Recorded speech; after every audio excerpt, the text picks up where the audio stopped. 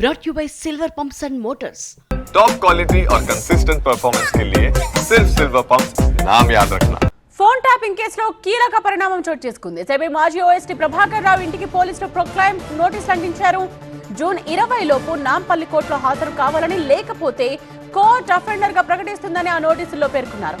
ఆ తర్వాత ప్రభాకర్ రావు నిందితుడు అని పోలీసులు బహిరంగంగా ప్రకటించనున్నారు. ఆ తర్వాత కోర్టు ఆదేశాల మేరకు ప్రభాకర్ రావు ఆస్తుల్ని జప్తు చేయనున్నారు.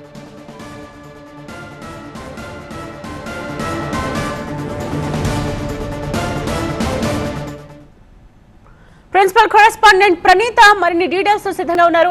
సో ప్రణీత, పోలీసులు ఇచ్చిన ఈ ప్రొక్లైమ్ నోటీసులో ఇంకా ఎటువంటి విషయాలు ఉన్నాయి?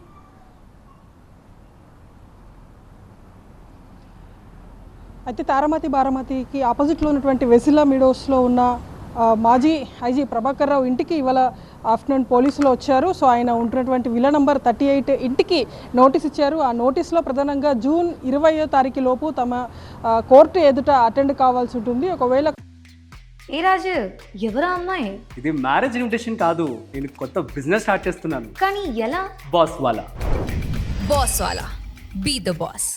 కోర్టు ఎదుట ఆ టైంలోపు అటెండ్ కాకుండా ఉంటే కనుక ప్రొక్లైన్డ్ అఫెండర్గా ప్రభాకర్ రావును ప్రకటించనున్నారు. సో అది ప్రకటిస్తే ఏమవుతుందంటే ప్రభాకర్ రావుకు సంబంధించినటువంటి ఆస్తులను జప్తు చేసేటువంటి అవకాశం ఉంటుంది.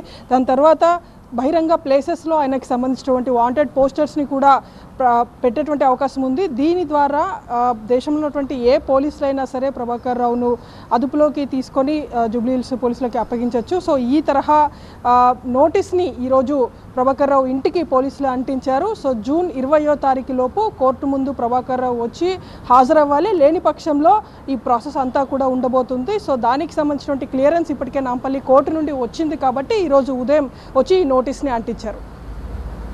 రైట్ ప్రణీత.